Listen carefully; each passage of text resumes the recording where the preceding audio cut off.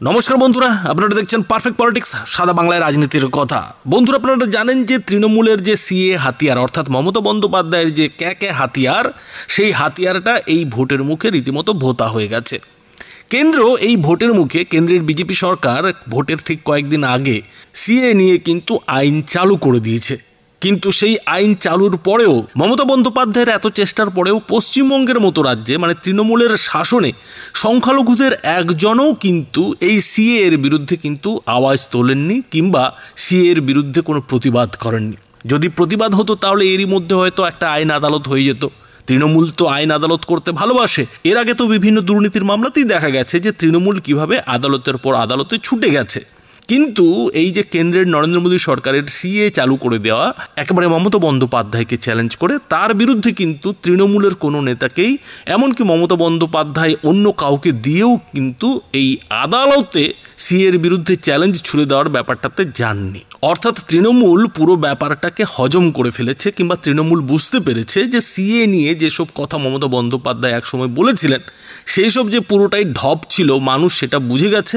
আর বুঝে গেছে বলেই হয়তো এই যে সিএ নিয়ে কেন্দ্রীয় নরেন্দ্র মোদী সরকারের যে আইন চালু করা, সেই আইনের বিরুদ্ধে কোনো প্রতিবাদ হয়নি। কিন্তু তারপরেও তৃণমূল যে ভেতরে ভেতরে এই সিএ নিয়ে একটা খেলা খেলে যাচ্ছে, সেই খেলারই কিন্তু প্রমাণ এবার নতুন করে পাওয়া যাচ্ছে। আর সেই খেলাটা হচ্ছে যে তৃণমূল ঠেলাই পড়েই বলুন আর যে কারণেই বলুন, তৃণমূল কিন্তু এক ব্যক্তির মৃত্যু নিয়ে রীতিমতো রাজনীতি শুরু করে দিয়েছে।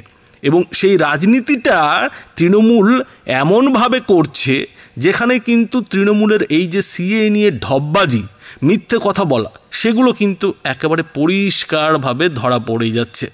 কীরকম পরিষ্কারভাবে ধরা পড়ে যাচ্ছে বন্ধুরা? তৃণমূলের যে ফেসবুক পেজ, সেই ফেসবুক পেজ থেকে এদিন একটি ভিডিও পাবলিশ করা হয়েছে, একটি ভিডিও সোশ্যাল মিডিয়ায় ছাড়া হয়েছে। আর সেই ভিডিওটা হচ্ছে নেতাজি নগরের বাসিন্দা 31 বছরের দেবাশিস সেনগুপ্তর আত্মীয়র। আর সেই আত্মীয়কে বলতে শোনা যাচ্ছে যে এনআরসির ভয়েই নাকি এই যে নেতাজি নগরের বাসিন্দা 31 বছরের যুবক দেবাশিস সেনগুপ্ত, তিনি নাকি আত্মহত্যা করেছেন। আর সেই ভিডিওটাকেই সোশ্যাল মিডিয়ায় চালিয়ে দিয়ে, ফেসবুকে চালিয়ে দিয়ে তৃণমূলের তরফ থেকে যেটা দাবি করা হচ্ছে, যেটা লেখা হচ্ছে যে নরেন্দ্র মোদী সরকারের অপদার্থতার মূল্য চোকাতে প্রাণ গেল যুবকের। কেন্দ্রের তরফে সিএ কার্যকর করার কথা ঘোষিত হতেই আতঙ্কে ভুগছিলেন নেতাজি নগরের বাসিন্দা 31 বছরের দেবাশিস সেনগুপ্ত। ভিটে মাটি হারানোর ভয়ে শেষমেশ আত্মহত্যার মতো চরম সিদ্ধান্ত নেন তিনি। পরিবারের সদস্যদের স্পষ্ট দাবি, কেন্দ্রীয় সরকারের কানুনি তাদের বাড়ির ছেলের জীবন কেড়ে নিয়েছে। দেবাশিসবাবু ভয় পাচ্ছিলেন তাকেও হয়তো তার বাড়ি থেকে তুলে নিয়ে যাওয়া হবে, তারও ঠাঁই হবে কোনো ডিটেনশন ক্যাম্পে। সেই আতঙ্ক এতটাই ভয়াবহ ছিল যে তার থেকে নিজেকে শেষ করে দেওয়াই সহজ মনে হয় ওই যুবকের। এ কেমন আইন আনলেন মোদিজি, যা আমাদের এক তরুণ সহনাগরিককে এমন নির্মম পরিণতির দিকে ঠেলে দিল? এমনই প্রশ্ন তোলা হয়েছে তৃণমূলের যে অফিসিয়াল ফেসবুক পেজ, সেই ফেসবুক পেজে। এখন বন্ধুরা, এই যে তৃণমূলের বক্তব্য, এই যে দেবাশিস সেনগুপ্তর সঙ্গে সিএ এর একেবারে একটা যোগ তৈরি করে দেওয়ার চেষ্টা, সেই চেষ্টাটা কতটা সত্যি সেটা এই ভিডিওটা দেখলেই বুঝতে পারবেন। তৃণমূল যে ভিডিওটা পোস্ট করেছে, সেই ভিডিওটাই বন্ধুরা প্রমাণ করে দিচ্ছে যে আসল খেলাটা কে খেলছে কিংবা আসলে তৃণমূল কোন রাজনীতিটা করতে চাইছে। দেখুন সেই ভিডিও।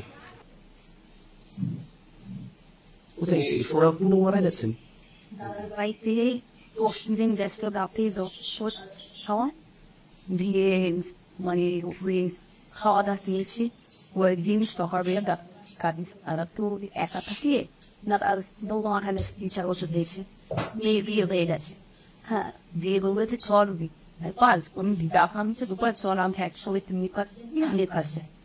বিয়ে বলে না, আমার খুব শরীরে খারাপ হচ্ছে, আমি বাড়িতে থাকি।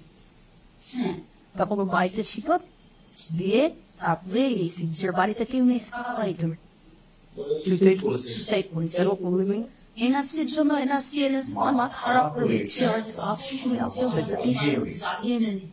যে বাংলাদেশে যদি আমাদের তারিখ দেয় এনআরসি, আমাকে যদি তারিখ দেয় বাসি, আমার নোটাও কাটবে। এই গান তো সব তো আছে, আমি তো করে দিয়েছি। এইভাবে করে কদিন ধরে আমাকে এরকম পৌঁছে চিত্র হাসপাতালে জন্ম।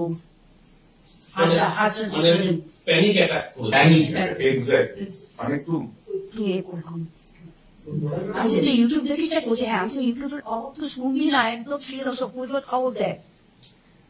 একটা কিছু আমার আপনার কি মানে ওর বাবা মা কে গেছেন? বাবা আগে হাওড়ায় ঘুরে যেতে যেতে পারবে। বডিটা নেবে কে?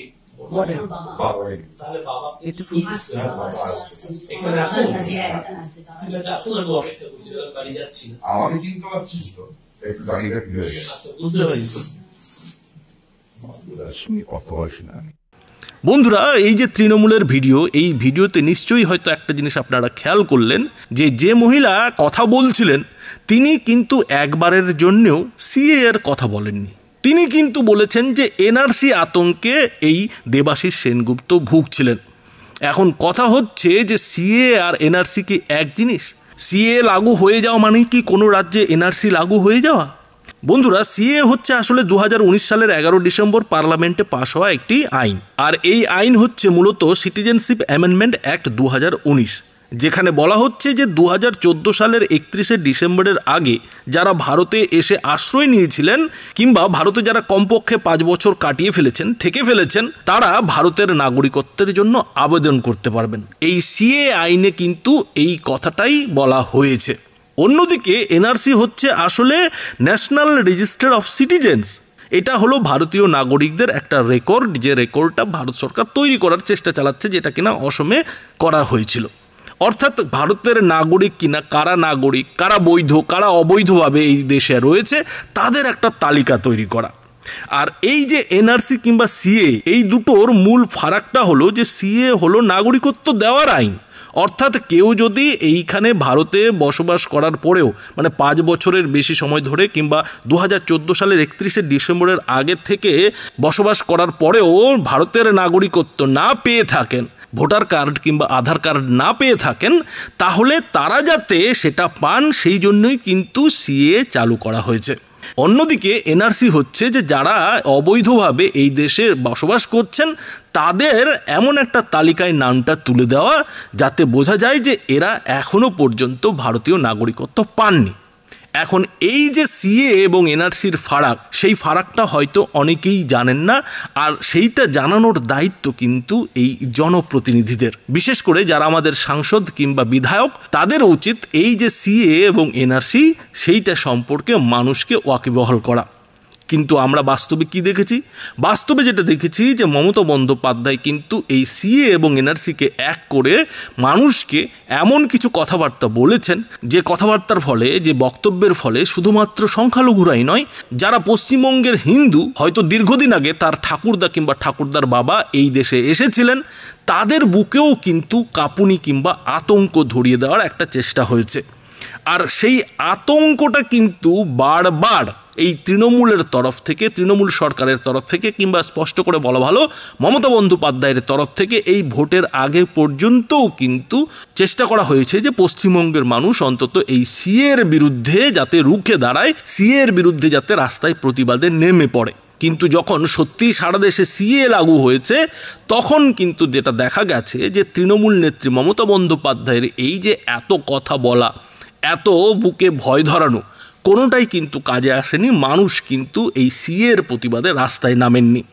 আরও মজার কথা হলো যে খোদ মমতা বন্দ্যোপাধ্যায় যখন বিরোধী দলনেত্রী ছিলেন, যখন তিনি কোনো ক্ষমতাতেই ছিলেন না, তখন কিন্তু এই মমতা বন্দ্যোপাধ্যায় পার্লামেন্টে এই পশ্চিমবঙ্গের যে সিপিএম সরকার, সেই সিপিএম সরকারের বিরুদ্ধে একবার এই বাংলাদেশিদের অনুপ্রবেশ নিয়ে রীতিমতো একেবারে ধুন্ধুমার কাণ্ড বাঁধিয়ে দিয়েছিলেন। এমনকি লোকসভার স্পিকারের মুখে কিন্তু কাগজ ছুঁড়ে মেরেছিলেন।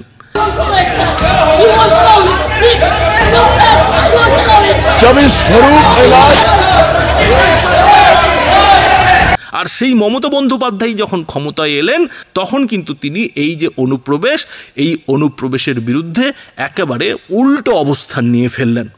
এখন কথা যেটা হচ্ছে যে এই যে দেবাশিস সেনগুপ্ত বলে ভদ্রলোক, যিনি কিনা আত্মহত্যা করেছেন, আর যার দায় কিনা একেবারে এই সিএর উপরে চাপানো হচ্ছে, তো সত্যি যদি তিনি তার নাগরিকত্ব হারানোর ভয়ে, ভিটেমাটি হারানোর ভয়ে আত্মহত্যা করে থাকেন, তাহলে এই যে ভয়, এই যে আতঙ্কটা দেবাশিস বাবুর বুকে ধরানো, সেই আতঙ্কটা কে ধরিয়েছিল? কে এই আতঙ্কটা তৈরি করেছিল? যেটা জানা যাচ্ছে দেবাশিস বাবুর আত্মীয় যেটা দাবি করছেন যে এই দেবাশিস বাবুর কাছে নাকি আধার কার্ড থেকে শুরু করে ভোটার কার্ড সবই ছিল, তারপরেও কিন্তু তিনি নাকি বারবার এই এনআরসির আতঙ্কে ভুগতেন, সিএ নয় কিন্তু এনআরসির আতঙ্কে ভুগতেন। অথচ পশ্চিমবঙ্গে কিংবা সারা দেশে এখনও এনআরসি কিন্তু লাগু হয়নি। আর এই এনআরসি আদৌ কবে লাগু হবে কি হবে না, চালু হবে কি হবে না, সে নিয়ে যথেষ্টই প্রশ্ন রয়েছে। আর যদি চালু হয়ও তাহলে এই দেবাশিস বাবুর কাছে যদি বৈধ ভোটার কার্ড এবং আধার কার্ড থেকে থাকে আর তিনি যদি এই ভারতে ন্যূনতম কমপক্ষে 5 বছরের বাসিন্দা হয়ে থাকেন তাহলে তার ভয়টা কি ছিল? কেননা তার আত্মীয়রা তো দাবি করছেন যে তার জন্ম এই ভারতেই হয়েছিল এবং ভারতের সংবিধান কিন্তু বলছে যে কেউ যদি ভারতে জন্মগ্রহণ করে তাহলে কিন্তু তার ভারতীয় নাগরিকত্ব পাওয়ার অধিকার রয়েছে। তাহলে এই দেবাশিস বাবুর বুকে এই যে এনআরসির আতঙ্ক, সেই আতঙ্কটা কার কারণে ঢুকেছিল? কে তার বুকে এই আতঙ্ক ঢুকিয়ে দিয়েছিল যে তার নাগরিকত্ব কেড়ে নেওয়া হবে, তার ভিটেমাটি কেড়ে নিয়ে তাকে ডিটেনশন ক্যাম্পে পাঠিয়ে দেওয়া হবে? এই আতঙ্ক ধরনের পেছনে আসলে দায়ী কে? বন্ধুরা বুঝতেই পারছেন। অথচ সেই দলই কিনা তাদের যে অফিসিয়াল ফেসবুক পেজ, সেই ফেসবুক পেজে এই দেবাশিস সেনগুপ্তর যে আত্মহত্যার ঘটনা, সেই ঘটনাটাকে নিয়ে একেবারে রাজনীতির রং দিয়ে দেওয়া হয়েছে এবং এনআরসির আতঙ্কের জায়গায় সিএর আতঙ্ক বলে চালিয়ে দিয়ে মোদী সরকারকে আক্রমণ করা হয়েছে এবং প্রশ্ন তোলা হয়েছে যে এ কেমন আইন আনলেন মোদীজি, যা আমাদের এক তরুণ সহনাগরিককে এমন নির্মম পরিণতির দিকে ঠেলে দিল। কথা হচ্ছে যে এই যে নির্মম পরিণতি দেবাশিস বাবুর, তার জন্য দায়ী কে? যে এনআরসির আতঙ্কে তিনি ভুগছিলেন, যেমনটা কিনা তার আত্মীয়া দাবি করছেন, সেই এনআরসি তো পশ্চিমবঙ্গে চালুই হয়নি। তাহলে এনআরসির আতঙ্কটা এলো কোত্থেকে? আর তিনি যখন ভারতীয় নাগরিক ছিলেনই, তার ভিটে মাটি হারানোর ভয়টা ঢুকিয়েছিল কে? বন্ধুরা বুঝতেই পারছেন যে এর পেছনে আসলে কার কারসাজি কাজ করেছে, কার মিথ্যে প্রচার কাজ করেছে, কার অপপ্রচার কাজ করেছে, আর ঠিক কী কারণে এই দেবাশিস বাবু আত্মহত্যা করতে বাধ্য হয়েছেন, যেমনটা কিনা তার আত্মীয়রা দাবি করছেন। বন্ধুরা এ বিষয়ে আপনাদের মতামত কি তা অবশ্যই এই ভিডিওটির নিচে কমেন্ট বক্সে লিখে জানাবেন। ধন্যবাদ।